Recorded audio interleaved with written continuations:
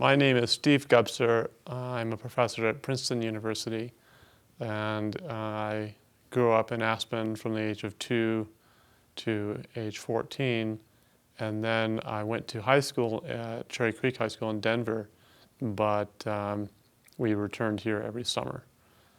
So I've had associations with Aspen basically all my life, and my parents still live here. So of course it's a bonus to visit them almost every time I come. This time my dad's in France, so I don't get the pleasure of his company. But it's certainly a perk. As far as my early associations with the Physics Center, what I remember most clearly was when I was a young teenager going to some of the public lectures, and the one that springs to mind was a lecture by Stephen Hawking in which he talked about, what must have been the Euclidean time aspects of quantum mechanics and general relativity. And I thought that was pretty fascinating, although I couldn't quite figure out what was going on in any technical sense. But it certainly captured my attention. And then later, when I was maybe 17 or 18, and actually had learned some physics, I remember I came to the center wanting to know why it was that time dilation does not depend on acceleration. In fact, I don't even remember the name of the man who gave me an answer. It was probably something where I came and talked to Sid, and Sid Meshkov pointed me at somebody who he thought could give me a good pedagogical response. But it could have been Peter. I'm afraid my memory is a little too hazy to say exactly who I came to first. But certainly Sid Meshkov was known to me and my family in those early days. And David Schramm was perhaps even more so. For many years, since I was a small child, I liked mathematics, and I would say I sort of fell into doing physics when it seemed that physics was more interesting and that I understood it better and it related to the world in a very direct and comprehensive way. So it was the intellectual appeal of the subject over many years that I guess kept me coming back to it. And in high school and as an undergraduate, as a graduate student, there were certainly other things I was interested in, but it was a gradual process of saying, yeah, I still like physics, and, I like it even more, and now I'll be a professional physicist. Why not? I remember reading Isaac Asimov's trio of books.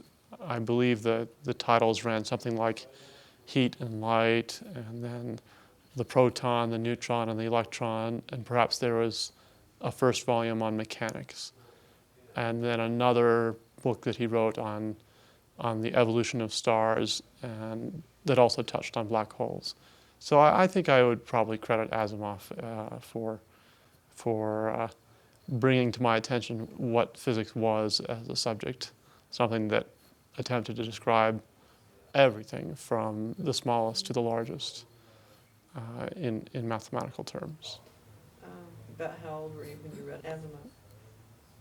Probably 5th and 6th grade, 10 and 11. Yeah. To return to that time dilation question, it's really a very interesting question, and I knew it when I was 17 because I've been told that particles went around particle accelerators, and that if you had an unstable particle that was going around in a particle accelerator, which is not really what we do, but it could be done, say with muons. I knew at the time that a muon, although it would live for a terribly short amount of time if stationary, it could live for seconds or hours of lab time if it went around in a ring. And I thought, how extraordinary. And why does it work even if it's going around in a circle rather than going in a straight line? So that's why I came to the center and said, why does it not matter that the thing is undergoing centripetal acceleration? So I remember that as something enlightening, where the guy sat me down and showed me line elements and said, you measure the geometrical length in the Minkowski metric. And I said, okay, it made sense. So that was a real interaction when I was, an Aspen teenager. That's a very sophisticated reason to ask the question. That was good. I mean, for a kid. Well, when I was 17, I knew some physics. I've been here almost every summer of my life, and so I have drifted in and out of the physics center more or less when I felt like it, until I started formally participating as an invited participant in a workshop, and then a general member, and now a scientific secretary. So it's hard for me to assign a first time that I came to the Center for Physics. In fact, in, I guess, 1984 or 1985, I can't remember which, the summer when Green and Schwartz wrote their seminal paper on superstrings, we happened to be renting a place that is 1 block away from the Physics Center. And even at that time, I remember vaguely, I was, 12 years old. I remember hearing the words supersymmetry and superstrings and supercolliders and superconducting and wondering what it was all so super. But that was the extent of it. I was mostly at that time, at the very elementary Asimov level, and not really interested in coming on campus to ask Michael Green what his latest calculation was.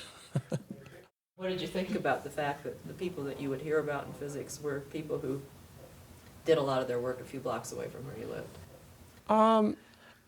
I must say, I think that I was more impressed by the music festival in this regard. That, the names don't spring to mind easily for me now because I'm not connected with the music world. But the famous people like, let's say, Itzhak Perlman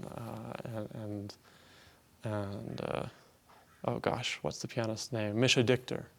That these people were just walking around town like everybody else. And, as far as famous physicists, well, fame is much more incidental to physics, it seems to me, than to music. So I think I was much less impressed by it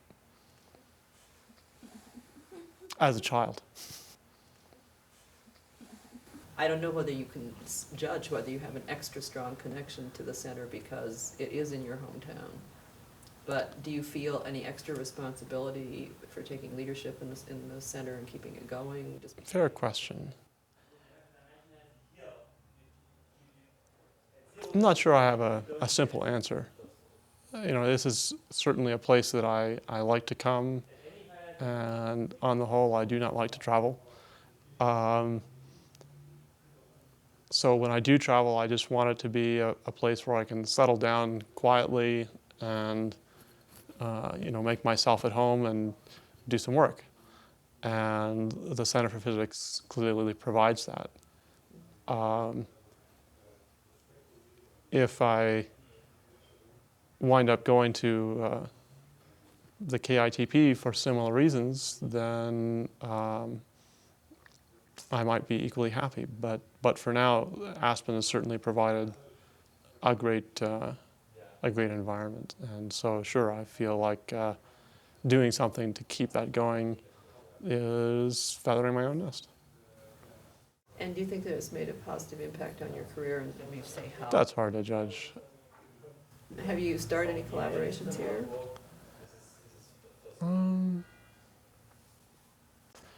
None really spring to mind that were dramatic. What I feel like I've done more is continued existing relationships, and most importantly, sit down at a desk without a phone nearby and just calculate it. That's what it's all about.